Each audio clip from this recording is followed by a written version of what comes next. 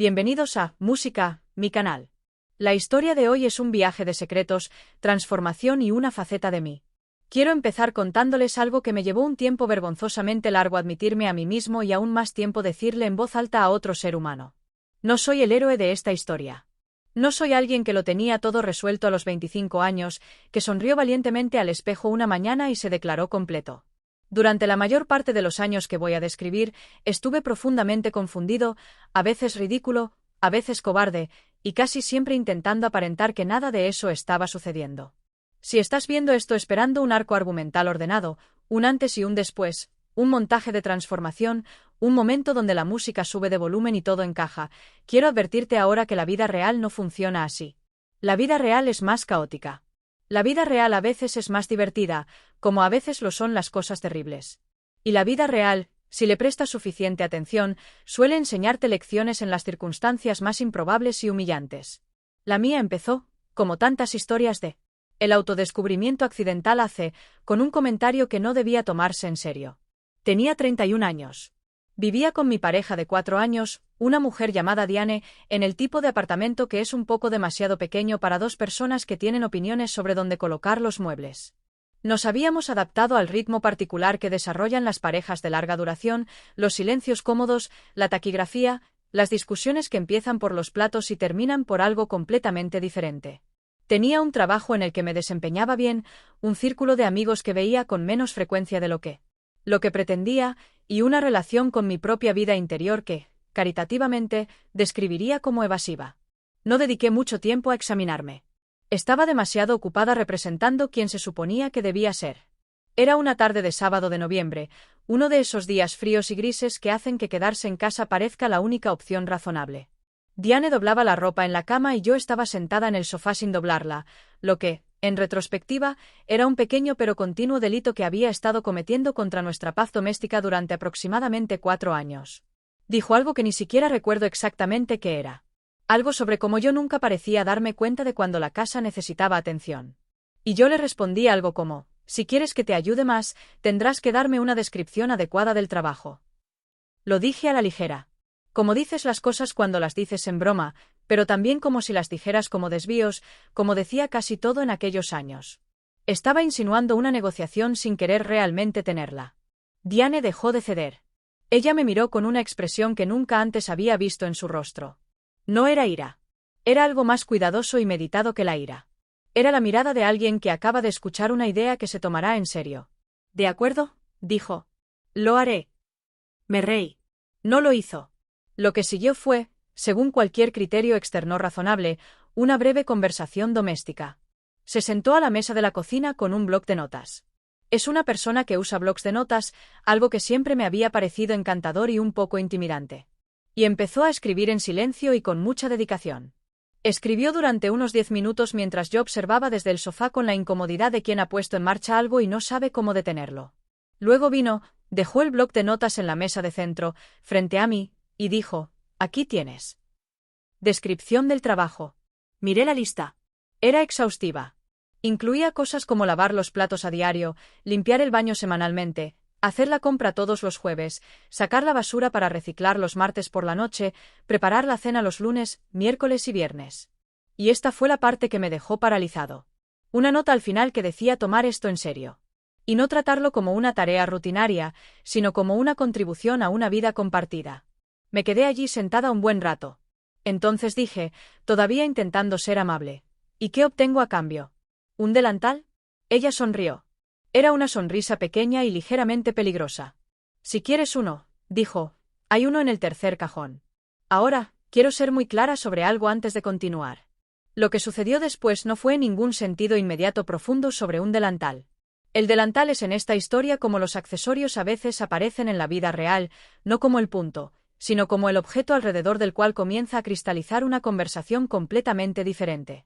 Porque lo que sucedió cuando abrí el tercer cajón, en parte como una broma, en parte como un acto de capitulación, y en parte, si soy honesta, por genuina curiosidad, fue que no encontré solo un delantal. Encontré un cajón que pertenecía clara y completamente a Diane. Había cosas dobladas cuidadosamente en él.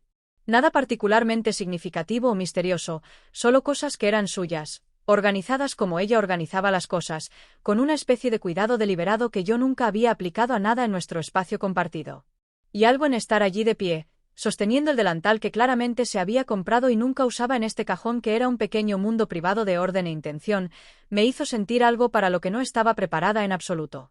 Sentí breve e inequívocamente como si estuviera viendo una versión de la vida que no sabía cómo habitar. Me puse el delantal. Ella rió, una risa de verdad, cálida y sorprendida, y lavé los platos. Y ese fue el final de esa tarde en lo que respecta a los eventos externos. Pedimos comida para llevar porque aún no dominaba el horario de cocina. Vimos algo en la televisión. Nos acostamos. Una noche normal, pero no dormí bien, y en los meses siguientes llegaría a entender por qué. Permítanme retroceder un poco más. Porque no creo que se pueda entender lo que esa tarde significó para mí sin comprender algo sobre dónde venía. Y no me refiero geográficamente. Me refiero al paisaje interno, la forma de la habitación dentro de mí, donde se suponía que residía la identidad. Crecí en una ciudad mediana en el norte de Inglaterra, el segundo de 3 hijos, el único varón. Mi padre era un hombre tranquilo que se comunicaba principalmente a través de acciones prácticas. Arreglaba, construía y mantenía cosas, y comprendí desde muy temprana edad que ese era el lenguaje que se esperaba que aprendiera. Mi madre era cálida, capaz y divertida, y manejaba la casa con una eficiencia que admiraba profundamente sin llegar a comprender del todo que la admiraba. Mis hermanas se movían por la casa con una libertad que observaba sin poder identificar. Podían ser tontas, podían ser ruidosas, podían ser emotivas sin disculparse, podían ocupar espacios de maneras que me parecían inaccesibles. No crecí como alguien que pensara mucho en el género. No era una niña que usara vestidos en secreto o soñara con una vida diferente. Lo que experimenté fue algo más silencioso y difuso que eso, una sensación de que había ciertos tipos de suavidad, cierta atención a los detalles domésticos, ciertos tipos de expresividad emocional que simplemente no me estaban disponibles, no estaban prohibidos. Exactamente. Simplemente no estaban disponibles. Como pasar junto a un tienda cuyo escaparate admiras, pero cuya puerta, por alguna razón, nunca pruebas. Era bueno jugando al fútbol. Era decente en la escuela. Tenía amigos. Era ruidoso en las fiestas. Aprendí a representar la versión de masculinidad que se esperaba de mí con tanta constancia que durante mucho tiempo pensé que esa representación reflejaba quién era yo. Ahora entiendo que no es una experiencia inusual. Mucha gente pasa décadas confundiendo el disfraz con la persona misma. Lo incómodo es que el disfraz puede ser muy cómodo. Te queda bien porque lo has usado tanto tiempo que se ha adaptado a tu cuerpo. Quiero decir aquí clara y cuidadosamente que no estoy hablando de una identidad sexual. De eso no trata esta historia y quiero ser preciso al respecto porque las dos cosas son diferentes y es importante distinguirlas. De lo que hablo es de algo que creo que es más universal y menos dramático de lo que podría parecer. La experiencia de haber organizado tu sentido de identidad en torno a un conjunto de expectativas externas y luego, un día, encontrarte con algo que te hace preguntarte qué había debajo de ellas. Para mí, ese encuentro ocurrió a los 31 años en un cocina con un bloc de notas y un delantal. En las semanas posteriores a ese sábado, Diane y yo habíamos entrado, con cierta vacilación, en un nuevo acuerdo. No se había tomado del todo en serio la lista, o mejor dicho, se había tomado en serio la intención subyacente, que estaba cansada de gestionar la casa prácticamente sola, pero no se había tomado en serio la especificidad. Lo que quería era una pareja. Lo que había estado consiguiendo era un inquilino que la ayudara ocasionalmente. Pero, a través de esa conversación accidental, habíamos llegado a algo que parecía más una negociación real de lo que habíamos logrado en mucho tiempo. Empecé a lavar los platos. Empecé a lavarlos todos los días, no porque me lo hubieran ordenado, sino porque había dicho que lo haría, y porque, y esto me sorprendió, descubrí que hacerlo me proporcionaba una tranquilidad particular. Hay algo en las tareas domésticas físicas y repetitivas que crea un espacio mental que es muy difícil de encontrar de otras maneras. No estás pensando en el trabajo. No estás actuando para nadie. Simplemente estás haciendo algo que hay que hacer. Y cuando esto se haga, el mundo será cada vez mejor en un espacio pequeño y limpio. De una manera concreta. Había pasado la mayor parte de mi vida adulta en entornos laborales y sociales donde nada se hacía simplemente con limpieza. Donde cada cosa terminada generaba inmediatamente cosas más complejas, y la simplicidad de un fregadero limpio era inesperadamente una revelación. Pero era más que eso, y lo sabía, incluso mientras intentaba no examinarlo demasiado de cerca. Porque cuando estaba en esa cocina con el delantal, que había empezado a usar con cierta vergüenza, porque mantenía mi ropa limpia, lo cual era una justificación práctica a la que me aferraba con cierto alivio. Era consciente de habitar algo que no era del todo mi yo habitual. No de una manera dramática, no de una manera que pudiera describir fácilmente, solo una perspectiva ligeramente diferente de la existencia, una atención un poco más suave, una conciencia del espacio en el que me encontraba, de lo que necesitaba hacer en él, de cómo hacer que funcionara bien, se viera bien y se sintiera acogedor, algo que no solía aportar. Y se sentía silenciosa y alarmantemente como algo que había estado extrañando durante mucho tiempo sin saberlo. No se lo dije a Diane. Apenas me lo conté. En cambio, hice lo que siempre había hecho con las cosas que me hacían dudar de mí misma. Bromeé al respecto. Desarrollé todo un personaje cómico. El amo de casa oprimido, el criado reacio, el hombre que suspira profundamente mientras friega ollas y murmura sobre su dignidad. Era gracioso. A Diane le pareció gracioso. A nuestros amigos que escucharon versiones editadas de esta historia les pareció gracioso. Y debajo de la comedia, estaba haciendo algo que no comprendería del todo hasta dentro de 18 meses. Estaba explorando con mucho cuidado, tras una cortina de humor, una parte de mí a la que nunca le había dado permiso de existir. El delantal se convirtió en un pequeño elemento recurrente de nuestra vida doméstica. Lo usaba para cocinar. Lo usaba para limpiar. Diane me había comprado otro entre noviembre y enero. Verde oscuro, con un bolsillo delantero, más práctico, menos obviamente una broma, y lo había aceptado con la misma mezcla de gratitud y actitud defensiva con la que estaba empezando a aceptar muchas cosas. También había empezado a dejar pequeñas notas. No la lista original, que había cumplido su propósito y había sido reemplazado por una costumbre, pero notas de otro tipo. Pequeñas cosas. Gracias por la compra. La cocina se ve genial. Noté que reorganizaste el especiero. No tenías por qué, pero me encanta. Guardé esas notas. Las doblé y las guardé en el bolsillo del delantal verde. Y no puedo decirte exactamente por qué, excepto que representaban algo que sentía importante. Que me vieran haciendo algo bien, algo que antes consideraba menos importante, que me agradecieran por mi atención. Ahora, déjame contarte sobre el día en que las cosas pasaron de lo doméstico y lo ligeramente cómico a algo que me exigió ser genuinamente honesta conmigo misma. Era marzo del año siguiente. Diane y yo habíamos planeado una pequeña cena para amigos, nada formal, el tipo de velada que requiere suficiente preparación para que valga la pena, pero es lo suficientemente informal como para terminar en una conversación incoherente a medianoche. Yo había estado a cargo de la cocina, algo en lo que había mejorado considerablemente durante los meses anteriores. También tuve un momento de ambición doméstica que solo puedo atribuir a una fuerza interna que aún no estaba preparada para nombrar. Decidió poner la mesa como es debido. Velas, servilletas de tela, los vasos que casi nunca usábamos. Disfruté haciéndolo. Me aparté un poco, la observé y sentí algo que solo puedo describir como orgullo, un orgullo muy específico y discreto.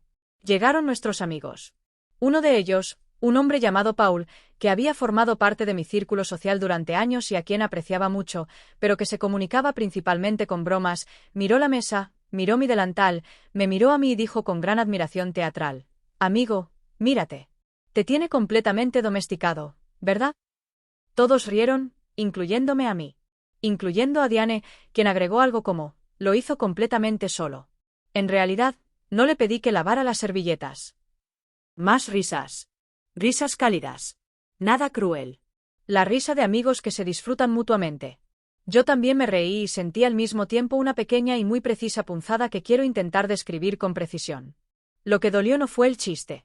Lo que dolió fue el marco del chiste, la suposición de que cuidar de un hogar era algo que le sucedía a un hombre, algo que le hacían, algo que indicaba una especie de rendición o derrota. La idea de que disfrutarlo debía justificarse o explicarse por la autoridad de alguien sobre ti.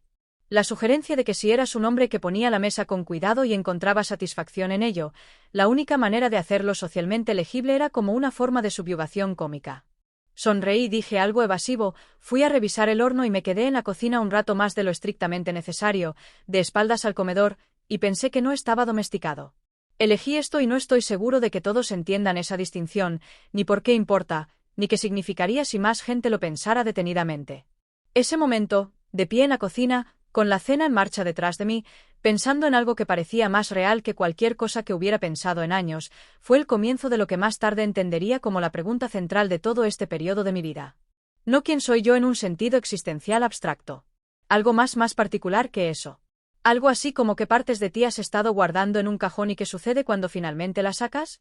Quiero detenerme aquí y reconocer algo porque creo que es importante y porque quiero ser honesta sobre la complejidad de lo que describo cuando hablo de la exploración de la identidad en el contexto de esta historia, sobre usar un delantal, sobre asumir roles domésticos, sobre experimentar esas cosas como algo más profundo en mi sentido de identidad. Soy consciente de que estoy abordando un tema con mucha carga cultural. Hay quienes lo escucharán y asumirán que hablo de algo específico. Hay quienes lo escucharán y asumirán que hablo de otra cosa. Quiero dejar claro que de lo que hablo es algo que creo que es genuinamente universal. La experiencia de interpretar un rol de forma tan constante y automática que olvidas que es una actuación, y la desorientación, finalmente, el alivio de descubrir que también hay otras formas de ser disponibles. Para mí, la forma específica que esto tomó, si lo doméstico, lo cuidado, la atención al detalle resultó estar codificada como femenina en el mundo en el que crecí. Es una codificación cultural, no una verdad inherente. Pero era la codificación que había absorbido. Y así, cuando me sentí atraída por ello, tuve que lidiar no solo con la cosa en sí, sino con todo el significado que se le había atribuido. Y ese análisis, que no completaría durante un tiempo, era donde residía la verdadera historia. Los meses entre marzo y septiembre de ese año fueron, vistos desde fuera, anodinos. Seguí viviendo mi vida. Fui a trabajar. Regresé a casa. Cociné. Limpié. Mantuve un hogar cada vez más competente y más tranquilo, con una satisfacción cada vez mayor. Diane y yo fuimos durante este periodo genuinamente más felices de lo que habíamos sido en años, algo que noté con una mezcla de gratitud y confusión. Gratitud porque la amaba y quería que fuéramos felices. Confusión porque no estaba del todo segura de si la felicidad se debía a nosotras o a algo que estaba descubriendo sobre mí misma y que usaba nuestra vida doméstica como excusa. Quiero ser honesta sobre confusión, porque creo que la confusión es una parte subestimada de cualquier historia real de crecimiento. Al contar historias de autodescubrimiento, tendemos a centrarnos en los momentos de claridad, las epifisias, los avances, las escenas donde algo finalmente cobra sentido. Pero los largos periodos intermedios de confusión, los periodos en los que le das vueltas a algo sin poder nombrarlo, cuando te sientes atraído hacia algo y te asusta, cuando sospechas que comprenderlo te costará algo pero aún no sabes qué. Esos periodos son donde ocurre la mayor parte de la vida real. Pasé buena parte de este periodo en ese periodo intermedio. No estaba en crisis. No sufría de forma dramática. Simplemente, silenciosa y persistentemente, estaba un poco más inseguro de mí mismo de lo que podía explicar. Hubo pequeños momentos que catalogé casi sin querer. Una mañana en la que me encontré reorganizando nuestro armario de la ropa blanca, no porque necesitara hacerlo urgentemente, sino porque quería que estuviera ordenado y bonito. Una tarde en la que pasé más tiempo del que parecía estrictamente racional eligiendo flores para la mesa de la cocina, de pie frente al expositor del supermercado, intentando pensar que quedaría bien a contraluz. Una tarde, sola en casa, planché un mantel, no porque viniera alguien, no porque fuera necesario, sino porque el acto de hacerlo, de pasar la plancha suavemente sobre la tela y ver cómo se deshacían las arrugas, me proporcionaba una profunda y particular satisfacción. No fueron, quiero recalcar, acontecimientos dramáticos.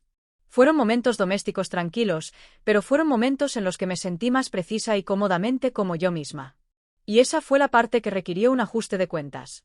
Porque la cuestión es que ninguno de esos momentos, tomados individualmente, es destacable. La gente organiza armarios. La gente elige flores. La gente plancha cosas.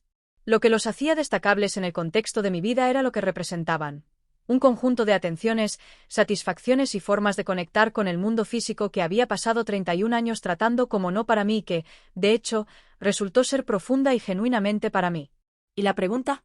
Eso surgió naturalmente de esa comprensión, que era porque las había estado tratando como si no fueran para mí, me llevó a un territorio mucho más amplio y menos cómodo. Me llevó de vuelta al niño que había visto a sus hermanas moverse por la casa con una libertad que no podía definir. De vuelta al padre que se comunicaba mediante la fijación, la construcción y el mantenimiento, cuyo vocabulario emocional se encontraba en la acción práctica, pero que también era, ahora entendía, bastante limitado. De vuelta a todos los años de interpretación, una especie de competencia, confianza y no domesticidad que no tanto había elegido como heredado. De vuelta a la interpretación y a la pregunta de qué había debajo. Quiero contarles ahora sobre la conversación que no había podido tener con nadie y que finalmente tuve conmigo mismo una noche de septiembre, sentado en el suelo del baño a las 11 de la noche, porque por alguna razón ahí fue donde terminé. Había estado intentando leer y no podía concentrarme. Había estado intentando dormir y no podía tranquilizarme. Había estado intentando, como siempre, gestionar estados interiores incómodos para. Simplemente esperé a que la incomodidad pasara, pero no había pasado. Finalmente me levanté, me encontré sentada en el suelo con la espalda apoyada en la bañera y pensé, bueno, hablemos de esto. Lo que me dije en la conversación que tuve fue esto. Hay algo en lo doméstico, en el cuidado, en la atención al detalle y en hacer que las cosas sean acogedoras que me hace sentir más identificado que casi cualquier otra cosa que hago. Y la razón por la que esto ha sido complicado y la razón por la que le he estado dando vueltas durante casi un año es que absorbí muy pronto y a fondo un conjunto de ideas sobre qué tipo de persona hace estas cosas y qué tipo de persona se suponía que debía ser yo. Y esas dos cosas no se solapaban. Así que guardé la parte de mí que quería cuidar un hogar que se satisfacía con el orden, la belleza y el servicio doméstico en un cajón como el delantal del tercer cajón. No prohibido, simplemente no disponible. Y entonces Diane me dio una lista, saqué el delantal y me quedó bien. Hay una versión de esta historia en la que ahí es donde la narrativa se vuelve triunfal. El momento del autoconocimiento, la comprensión, el desbloqueo. Pero esta no es esa versión de la historia porque la comprensión en sí no fue triunfal. Fue bastante aterradora en ese momento porque el autoconocimiento no es gratuito. Viene con preguntas. Viene con la necesidad de tomar decisiones. Y las preguntas que inmediatamente siguieron a mi comprensión del suelo del baño no fueron cómodas. Si esto es realmente quien soy, si esta forma de relacionarme con el mundo es auténticamente mía y no una broma, ni una fase, ni algo que pueda tomarse a broma como domesticación por una pareja cuidadosa, entonces, ¿qué significa eso? ¿Cambia algo? ¿Necesita hacerlo? ¿Quién más lo sabe? ¿Quién necesita saberlo? ¿Qué cambia en mi comprensión de los últimos 31 años? ¿Qué cambia en mi comprensión de mí misma en el futuro? ¿Qué hago con la incomodidad de saber que las partes de mí que había mantenido tan cuidadosamente ocultas no eran vergonzosas ni extrañas, sino simplemente suaves, cuidadosas y deseosas? ¿Y todo ese tiempo había estado fingiendo que no lo eran? Existir. Me senté en el suelo del baño durante un buen rato. Luego me levanté, me lavé la cara, volví al dormitorio y me acosté junto a Diane, que estaba durmiendo. Y pensé, voy a tener que contárselo. No porque tuviera que pasar nada drástico. No porque nuestra vida tuviera que cambiar de forma fundamental, sino porque había pasado 4 años con esta persona practicando la misma confidencialidad cuidadosa que había pasado toda mi vida practicando. Y estaba harta de ello. Y la amaba. Y ella merecía saber con quién vivía en realidad. Se lo conté un domingo por la mañana tomando un café, lo que me pareció el contexto adecuado para la historia de una persona que se había encontrado a sí misma mediante una rutina en la cocina. Se lo dije de forma vacilante e imprecisa, como se cuentan las cosas para las que aún no se ha encontrado el lenguaje adecuado. Dije algo como que he estado pensando en el último año sobre la cocina, la limpieza y toda la organización de la casa, y creo que ha sido importante para mí de una manera inesperada, y quiero intentar explicar por qué, aunque no estoy segura de haberlo entendido del todo. Ella escuchó. No dijo nada durante un rato. Mientras tanto, dijo, ¿lo sé? Le pregunté qué sabía exactamente. Me respondió, sé que eres más feliz cuando te ocupas de algo. Lo sé desde hace tiempo. No sabía si tú lo sabías. Hay momentos en las relaciones, si tienes suerte, en que alguien te dice algo que recalibra por completo tu comprensión de lo que ha sido la relación. Este fue uno de esos momentos porque lo que me decía no era solo que me había visto, aunque lo había hecho, sino que había estado esperando pacientemente a que me viera, que no había manipulado la situación, que no había urdido la lista, el delantal y el arreglo doméstico como una especie de intervención, sino que, cuando se presentó la oportunidad, se la había tomado en serio porque sabía algo sobre mí que aún no le había dado permiso para decir directamente. Hablamos largo rato esa mañana. El café se enfrió y preparamos más. Le hablé del niño que cuidaba a sus hermanas, del padre que arreglaba cosas, de los años de rendimiento. Le hablé del suelo del baño. Le hablé de las flores y el lino. El armario y el mantel de hierro. Le conté el chiste de Paul y la punzada de la risa. Lo escuchó todo con la misma atención que le había visto prestar a los cuadernos, las listas de la compra y los cajones cuidadosamente organizados, y que ahora entendía que se debía simplemente a cómo se involucraba con las cosas que consideraba que valía la pena. Y entonces dijo algo que se me quedó grabado y que quiero compartir con ustedes porque creo que es una de las cosas más útiles que alguien me ha dicho sobre la identidad. Dijo, lo que describes no refleja quién eres a pesar de ser hombre. Simplemente refleja quién eres. La conversación sobre el género es interesante y vale la pena. Pero es secundaria a algo más simple. Eres una persona que se preocupa por el hogar, el cuidado, la belleza y el orden, y pasas mucho tiempo creyendo que no te permitían ser esa persona, y lo has sido siempre. Lloré. No soy de los que lloran fácilmente, o mejor dicho, no lo había sido. Me estaba convirtiendo en este periodo de mi vida en alguien que lloraba con más facilidad, lo que inicialmente había experimentado como un síntoma de algo que iba mal y que yo empezaba a entender como síntoma de que algo iba bien. Las lágrimas no eran angustia. Eran el alivio particular de quien se ha aferrado a algo con fuerza durante mucho tiempo y finalmente ha recibido permiso para soltarlo.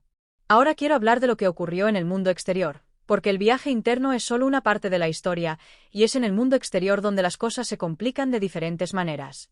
El arreglo doméstico en el que Diane y yo habíamos caído no era exactamente un secreto. Pero tampoco era algo que le hubiera explicado a nadie con profundidad. Nuestros amigos sabían, en un lenguaje cómico, que me había convertido en la cocinera y limpiadora de la casa, y les pareció gracioso como siempre les había parecido. Yo seguí desempeñando la domesticación reticente porque era un papel que hacía la situación socialmente legible y porque la alternativa de explicar que realmente me encantaba y que significaba algo real para mí me parecía una conversación para la que no estaba preparada. Pero las cosas cambiaron gradualmente después de la conversación del domingo por la mañana con Diane. No de repente, ni de forma dramática ni pública, pero dejé de hacer comedia. Cuando alguien hacía un chiste sobre el delantal, sonreía en lugar de exagerar el chiste. Cuando alguien me preguntaba si Diane me obligaba a cocinar, respondía con más frecuencia que antes, que me gustaba cocinar, que se me daba bien, que era algo que yo elegía. Son pequeños cambios. No parecen mucho.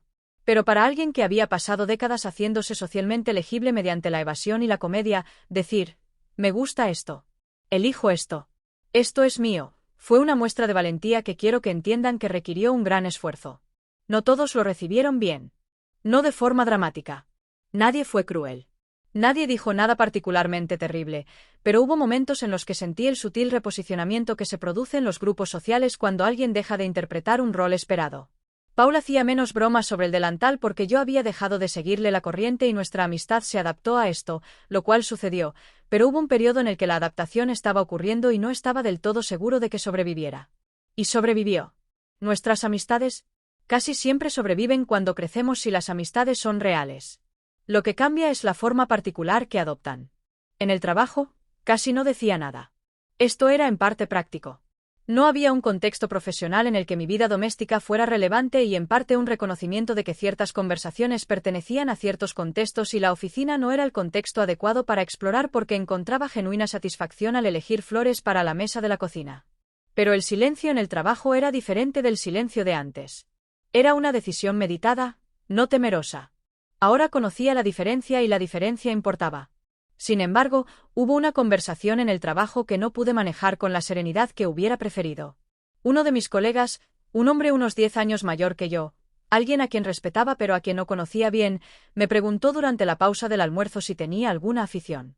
Era la pregunta más benévola posible, el tipo de frase de relleno que la gente usa cuando comparte la mesa y se queda sin temas laborales que comentar.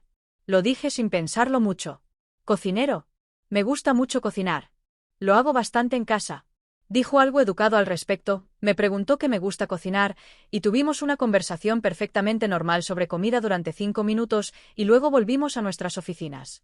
Pero en el ascensor, al volver a subir, noté que había sentido, al describir mi cocina, una pequeña pero clara nota de orgullo, completamente libre de actuación. No la había matizado. No la había hecho gracia. Simplemente la había dicho. Y se había recibido simplemente como lo que era, una persona describiendo algo que realmente le gustaba. Esto parece escrito como algo trivialmente pequeño. Quiero decirles que no fue trivialmente pequeño para mí. Era una prueba de que la versión de mí mismo que cocinaba, cuidaba y atendía la vida doméstica era lo suficientemente real y estable como para expresarse claramente al mundo. Era una prueba de que me había vuelto, al menos en este pequeño aspecto, más honesto de lo que había sido. Quiero dedicar un tiempo ahora al tema de la vergüenza porque creo que merece una atención cuidadosa y porque creo que jugó un papel más importante en mi historia de lo que entendí inicialmente. La vergüenza es una emoción fascinante. No es lo mismo que la vergüenza, aunque están relacionadas y distinguirlas me llevó tiempo. La vergüenza es la sensación de que algo en ti está fundamentalmente mal. La vergüenza es la sensación de que algo en ti, en un momento específico, es visible de una manera para la que no estabas preparada. Me sentí avergonzada muchas veces durante este periodo por mi propia competencia doméstica. Me sentí avergonzada cuando mencioné las flores y alguien se rió. Me sentí avergonzada cuando Diane le dijo a una amiga con cariño y orgullo que había reorganizado la cocina y que ahora era la cocina más funcional que había usado. Y me quedé allí sintiéndome expuesta de una manera que no podía explicar. Me sentí avergonzada cuando llevé un pastel casero a una reunión y alguien dijo, «Vaya, horneaste», con una inflexión que sugería que esta era una información sorprendente. Lo que gradualmente llegué a comprender fue que la vergüenza no era evidencia de que algo estuviera mal. Era evidencia de que algo verdadero sobre mí se estaba haciendo visible. La visibilidad me resultaba desconocida. La visibilidad se sentía arriesgada. Pero con el tiempo, a medida que seguía siendo visible de esta manera particular y el mundo seguía sin derrumbarse, la vergüenza disminuyó. No del todo. Incluso ahora, hay momentos en los que noto un destello de ella. Cuando alguien hace un tipo de broma particular o cuando estoy en un contexto donde la versión de mí mismo que presento no coincide con lo esperado, pero ahora es un destello manejable en lugar de un fuego consumidor, y controlarlo me ha enseñado algo importante. No se elimina la autoconciencia ocultando aquello que te avergüenza. Se elimina lenta e incompletamente, pero en realidad, al continuar siendo la cosa en el mundo hasta que la respuesta del mundo se vuelve ordinaria. También quiero hablar de lo que yo llamaría la vergüenza estructural, la que no proviene de momentos individuales, sino de un marco más amplio. Porque una de las cosas con las que luché durante este periodo y con la que creo que muchas personas luchan cuando están en el proceso de convertirse en sí mismas más auténticamente, es la pregunta de qué significa que ciertas partes de ti hayan sido reprimidas en él. En primer lugar, si pasas 31 años tratando la competencia doméstica como algo que no te interesa y luego descubres que te encanta y que se te da bien, es natural sentir cierto dolor retrospectivo por esos 31 años. Natural sentir frustración por los sistemas y expectativas que hicieron que esa supresión pareciera necesaria. Natural sentir algo parecido a la ira. Aunque la ira puede ser difícil de dirigir a algo específico, porque el mecanismo por el que ocurren estas cosas no suele ser una sola persona o evento, sino una presión cultural difusa que actúa a través de muchas pequeñas señales cotidianas a lo largo de toda la vida. Sentí todas esas cosas, el dolor, la frustración, algo similar a la ira. Y lo que me resultó más útil al trabajar con ellas fue comprender que el sistema que me había limitado no era exclusivo de mí ni me había afectado específicamente. Que era el mismo sistema que le decía a mi padre que su vocabulario emocional debía vivir exclusivamente en la práctica. Eso les decía a mis hermanas que su competencia en la esfera doméstica era natural y, por lo tanto, común y corriente. Eso les decía a hombres y mujeres cómo eran sus vidas. Se suponía que debían ser antes de que tuvieran la oportunidad de descubrir cómo eran realmente sus vidas. El sistema que me limitaba también limitaba a todos los que amaba. Comprender eso transformó mi relación con la frustración, de algo personal y aislante a algo social y compartido. Y esa transformación me permitió involucrarme con ella en lugar de simplemente sentirla. Durante este periodo, comencé a hablar más abiertamente con mi padre. Esta es quizás la consecuencia externa más significativa de todo lo que he estado describiendo y por la que estoy más agradecido. Mi padre tenía alrededor de 60 años, estaba jubilado y vivía con mi madre en la casa donde crecí. Había dedicado su vida laboral al trabajo físico práctico. Como mencioné, se expresaba principalmente haciendo más que diciendo. Y durante la mayor parte de mi vida adulta, mantuve con él una relación afectuosa, pero algo distante, la distancia de dos personas que se comunican en registros diferentes y nunca han encontrado una frecuencia compartida. Visité a mis padres un domingo de noviembre, casi un año después. Justo después de la tarde con el bloc de notas, terminé en la cocina con mi padre. Él estaba preparando el té. Me había ofrecido ayudar con la comida del domingo y terminamos los dos en esa cocina que conocía de toda la vida, haciendo la típica coreografía de las tareas domésticas. Mi madre estaba en el jardín. Estábamos solos y mi padre, que no solía iniciar conversaciones personales, dijo sin preámbulos, «Tu madre me dice que te ha dado por cocinar». Dije, «Sí, me ha dado por cocinar». Se quedó callado un momento, lavando una olla en el fregadero. Luego dijo, «Siempre quise aprender. Nunca me pareció que fuera para mí». Me quedé allí con una cuchara de madera en la mano y pensé en el cajón, el tercer cajón. Las cosas que guardaba allí no porque estuvieran prohibidas, sino porque se suponía que eran para otra persona. Y dije, creo que era para ti. Creo que muchas cosas eran para ti que nunca te animaste a probar. No dijo nada, pero tampoco lo descartó. Siguió lavando la olla y después de un rato dijo, tal vez. Y luego enséñame eso que haces, ¿quieres? Esas lentejas que le gustan a tu mamá. Pasamos las siguientes 2 horas cocinando juntos. Fue la conversación más sincera y prolongada que jamás había tenido con mi padre, y apenas hablamos. Lo que decíamos se reflejaba en el picar y remover, en su atención cuando le mostraba algo, en los pequeños sonidos de aprobación que emitía cuando algo olía bien. Era una comunicación realizada enteramente a través de la acción doméstica, que entonces comprendí en el registro en el que siempre había hablado. Nunca había carecido de un lenguaje. Siempre lo había tenido. Lo que le faltaba era permiso para aplicarlo a este ámbito en particular. Y lo que yo hice sin querer, al convertirme en la persona que cocinaba, cuidaba y atendía el hogar, fue abrir una puerta que había estado cerrada durante 60 años. Ahora prepara esas lentejas. Mi madre me dijo que las ha hecho varias veces. Al parecer, también probó un pan. Dijo que se lo tomaba muy en serio. Dijo que no lo había visto tan concentrado y contento en años. He pensado en esto muchas veces desde entonces y quiero decirte lo que creo que significa porque creo que significa algo grande e importante. El costo de representar una identidad más estrecha que tu yo real no es solo personal, sino también relacional. Cuando guardas partes de ti mismo en cajones, privas a quienes te aman de la plenitud de quien eres. Y a veces, quizás a menudo, esas personas mantienen sus propios cajones cerrados por razones similares. Y que tú abras los tuyos les da permiso para abrir los suyos. Mi padre encontró a mediados de sus 60, en la improbable ocasión de preparar sopa de lentejas con su hijo, una especie de satisfacción que no había estado disponible para él. No es algo trivial. Es una vida breve y hermosamente expandida. Ahora quiero hablar sobre cómo llamar a todo esto. He sido deliberadamente impreciso en esta narrativa y quiero explicar por qué esa imprecisión es intencional y no evasiva. Cuando le conté esta historia a una terapeuta, comencé a verla en la primavera de ese año, lo cual fue una de las mejores decisiones que he tomado.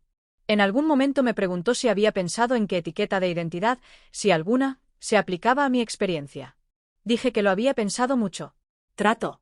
Me preguntó qué había concluido. Le dije que no estaba segura de que una etiqueta fuera lo que necesitaba ni de lo que sería más útil. Dije que lo que me había sucedido se sentía menos como la revelación de una categoría preexistente en la que pudiera encuadrarme y más como el descubrimiento de que mi experiencia de mí misma había sido incompleta y que completarla era un proyecto continuo en lugar de un destino estático. Dijo que era una forma razonable de entenderlo.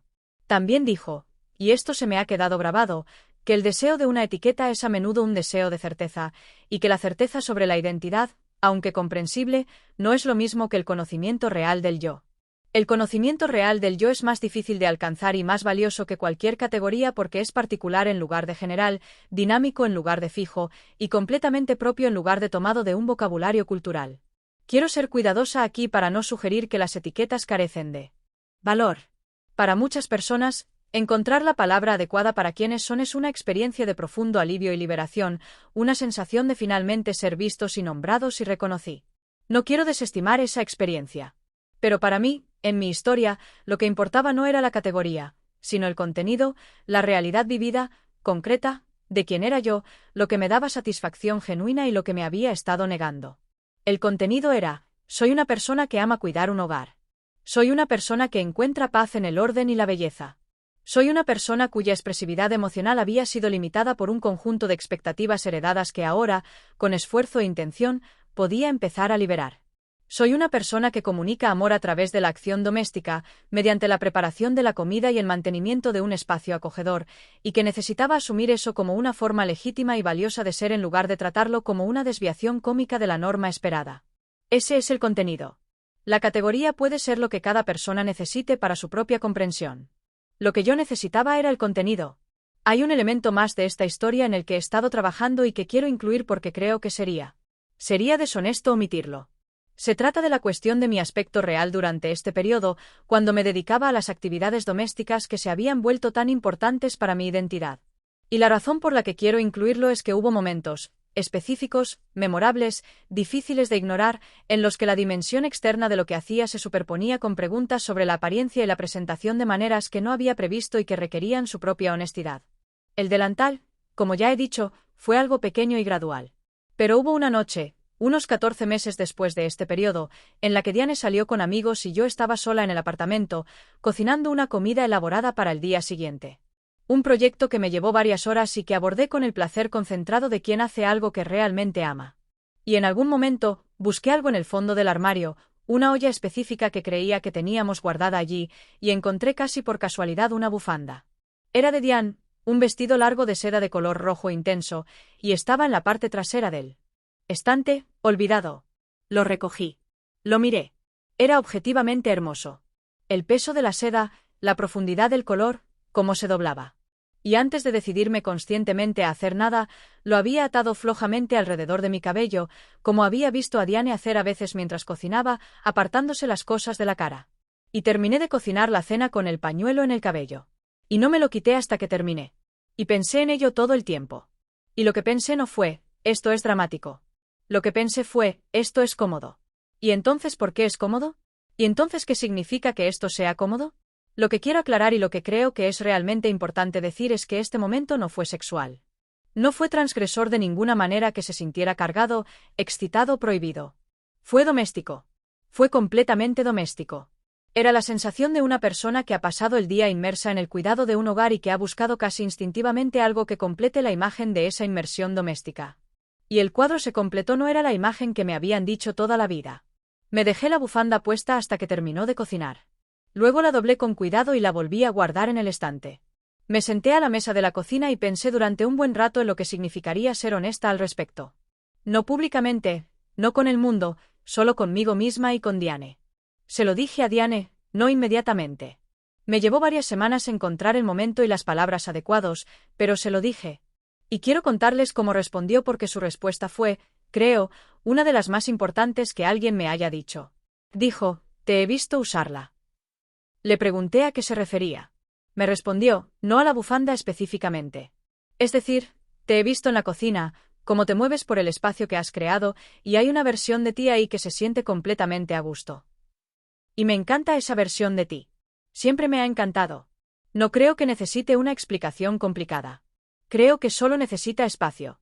Le di espacio gradualmente, con cuidado, con toda la incomodidad y la comedia ocasional que acompaña cualquier expansión real del yo en la vida real.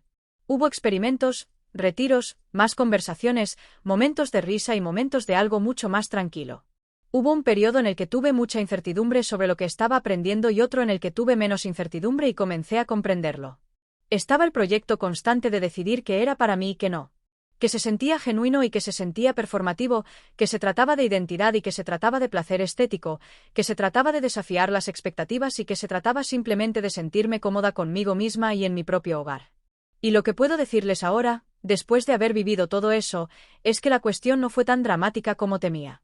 No fue una crisis de identidad en el sentido de un desmantelamiento catastrófico de todo lo que sabía sobre mí misma. Fue más como una renovación, un proceso lento y continuo de abrir las habitaciones que habían estado cerradas, ventilarlas, descubrir que muchas de ellas eran perfectamente habitables y, de hecho, hermosas, y ajustar la distribución en consecuencia. Sigo siendo la misma persona que era. Solo soy una versión un poco más completa de él. Quiero dedicar la última parte de esta narración a hablar de lo que he aprendido y porque creo que importa más allá de mi historia particular, porque no creo que valga la pena contar historias personales a menos que apunten a algo más grande que ellas mismas. Lo primero que he aprendido es que las expectativas que absorbemos sobre quienes se nos permite ser rara vez son explícitas. Nadie me dijo con tantas palabras que cuidar un hogar no era para mí. Nadie me dio una directiva. Lo que sucedió, en cambio, fueron 1000 pequeñas señales.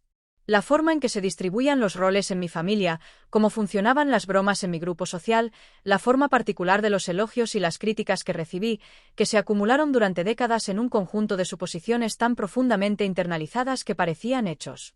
Así es como la restricción cultural opera en los individuos, no a través de la prohibición, sino a través de la reducción gradual de lo imaginable. No podía acceder a partes de mí mismo, no porque me las hubieran arrebatado, sino porque había dejado de poder. Imagínatelos como míos. La segunda cosa que he aprendido es que el camino de regreso a esas partes de ti mismo rara vez es dramático. Suele ser mundano. Para mí, fue un delantal, un bloc de notas y un escurridor de platos.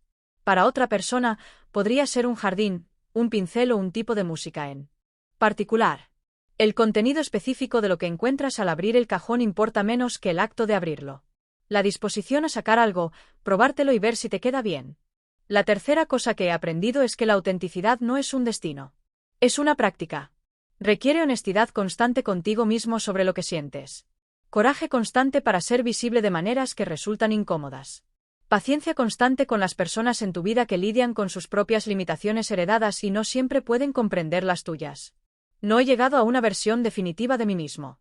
Todavía estoy en proceso de convertirme en la persona que realmente soy, lo cual sospecho que es un proceso que continúa mientras una persona esté viva y prestando atención. La cuarta cosa, y en cierto modo la más importante, tiene que ver con el cuidado en sí. Y a través de este viaje, comprendí que cuidar un hogar, con atención, amor y el deseo genuino de hacerlo acogedor, no es algo trivial ni insignificante. Es un acto de amor por quienes lo habitan. Es un arte que requiere habilidad y atención. Es una contribución a la calidad de vida compartida tan significativa como cualquier logro profesional. El hecho de que se haya infravalorado sistemáticamente en la mayoría de las culturas que conozco es un fracaso de esas culturas, no una prueba de que el cuidado carezca de importancia.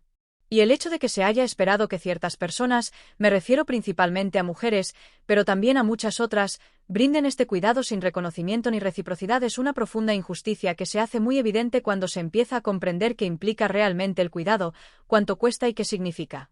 Cuando empecé a lavar los platos, estaba realizando una tarea. Cuando comprendí lo que hacía, estaba contribuyendo a una vida. La diferencia entre ambas es la diferencia entre la obediencia y el cuidado. Y aprender a cuidar genuinamente y deliberadamente fue una de las cosas más significativas que me ha pasado. Quiero terminar con algo sobre la risa. Porque comencé esta historia con un chiste, porque el humor ha sido una presencia recurrente en ella y porque creo que hay algo importante que decir sobre el papel que la comedia juega en nuestra relación con las partes de nosotros mismos sobre las que aún no estamos listos para ser honestos. Usé la risa como escudo durante mucho tiempo. Me volvía gracioso para no tener que ser vulnerable. Hice del delantal una broma para no tener que explicar lo que significaba para mí. Realicé la domesticación reticente para que nadie supiera que en realidad era algo más cercano a una entusiasta. Y la risa funcionó en el sentido de que me protegió, pero también me costó porque impidió que otras personas supieran quién era realmente. Y me impidió tener las conversaciones que podrían haberme llevado aquí antes. Lo que finalmente descubrí es que hay un tipo diferente de risa disponible. El tipo que no proviene de la ocultación, sino de la aceptación real del absurdo. El absurdo que me llevó 31 años para encontrar un delantal que me quedara bien. Lo absurdo de que una conversación sobre un rollo de cocina se convirtiera en el periodo más significativo de autocomprensión de mi vida.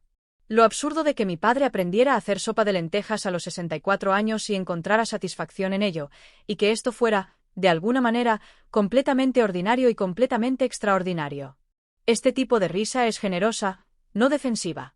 Es la risa de alguien que puede ver la forma de la historia que ha estado viviendo y, desde la distancia suficiente, la encuentra genuinamente divertida. No a pesar de su importancia, sino por ella. Ahora puedo reírme del hombre en el suelo del baño a las 11 intentando tener una conversación honesta consigo mismo. Puedo reírme del delantal en el tercer cajón. Puedo reírme del chiste de Paul, de mi actuación cómica cuidadosamente construida y de todos los años de exigente mantenimiento de la identidad que resultaron estar al servicio de un yo que yo, en gran medida, había inventado. Puedo reírme porque nada de eso fue en vano. Todo me llevó aquí y porque aquí es, genuinamente y sin actuación, un buen lugar para estar. Hoy vivo en un apartamento más grande. Una Diane y me mudé hace 2 años y la elegimos en parte por la cocina, que es luminosa y está bien organizada, y tiene más espacio en los cajones del que cualquier pareja razonable necesita. Yo preparo la mayoría de las comidas. Disfruto genuinamente comprándolas. Mantengo el hogar con un cuidado que nace de la comprensión de que el hogar es una vida compartida que se materializa y que cuidarlo es una de las formas en que expreso el amor que siento por la persona con la que lo comparto. No he resuelto todas las preguntas sobre mi identidad. No estoy segura de que todas estén destinadas a resolverse, pero las llevo. Con más ligereza que antes, con mucha más curiosidad y bastante menos miedo. Al escribir y reflexionar sobre esta historia, he llegado a creer que el tema de la exploración de la identidad, el descubrir que quien has estado interpretando no coincide del todo con quien realmente eres, es una de las experiencias más universales disponibles para los seres humanos y una de las que menos se habla con honestidad. Disponemos de un vocabulario cultural abundante para las crisis de identidad dramáticas, para la diferencia visible y etiquetada, para las historias que se resuelven en un antes y un después claros. Tenemos mucho menos vocabulario para el autodescubrimiento tranquilo, difuso y cotidiano que ocurre no en momentos de crisis, sino en cocinas, en el suelo del baño, en conversaciones con café frío, al elegir las flores adecuadas para una mesa porque harán que la habitación se sienta acogedora para la persona que amas. Quería contar esta historia porque creo que esas historias silenciosas importan.